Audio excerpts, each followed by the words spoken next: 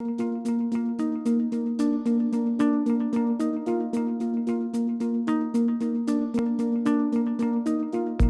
Inspire India is intended to be a new and very different proposition for the UK India Business Council.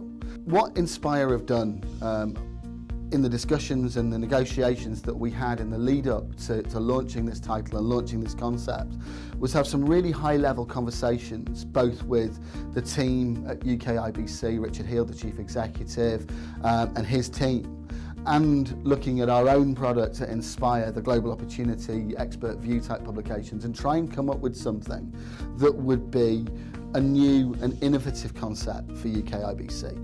What we discovered when we started doing our research with members and talking to people about what they wanted from the product was that UK IBC membership really kind of splits very neatly into two.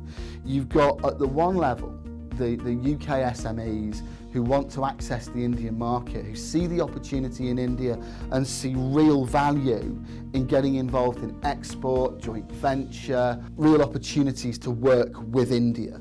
And for those guys, we've created a product called Access India, which is very much aimed at a UK SME market that will provide real guides to the kinds of opportunities that UK SMEs can get involved in India. We'll provide advice, guidance, case studies, examples of UK SMEs that have already made it in that Indian market. And that will be distributed not just to UK IBC members. Both of these products are intended to very much market-facing rather than member-facing. So we'll be distributing it to the whole range of SME members of the Global Opportunity Partnership Organisation. So everybody from the Rail Industry Association to British Expertise to REBA, RICS, British American Business, all of those trade association members that might have an opportunity and with a little bit of encouragement could get involved in the Indian market. But I guess the other product, the other part of the UK IBC membership, the senior level, high-end corporate membership, so the likes of the PwCs, Barclays, Santander, Westland, Diageo, what they need is a very different product.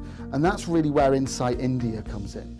Insight India is intended to be a boardroom level product. So we're talking about something which has content, which has distribution, which is about speaking to chief executives, speaking to ministers, speaking to high-level government individuals in both countries, and is very much about the bilateral relationship between the UK and India. A lot of people may not be aware of the fact that the UK is actually the biggest inward investor into the Indian market. The unbeatable partnership, the theme of the conference that we'll be having in New Delhi in September, is clearly there at a senior level, both in public and private sector. So Insight India is about talking about the opportunities, the trade relationships, the real kind of thought leadership and nitty-gritty of doing business at a senior level with India and in India. So from that point of view, we'll be interviewing senior ministers in the Indian government. We'll be interviewing ministers and ambassadors and key members of the trade relationship in the UK. Elsewhere on this website, in fact, you'll find an interview that we're going to do with Patricia Hewitt, who is the chair of the UK India Business Council. And I think that, along with the interviews that we're doing with senior members at the Tata Group, PwC's senior partner for India, very much gives a flavour of the level of content and what we're trying to achieve with Insight India. I also think it's a very different proposition for those organisations that engage with it in terms of using it as a promotional tool.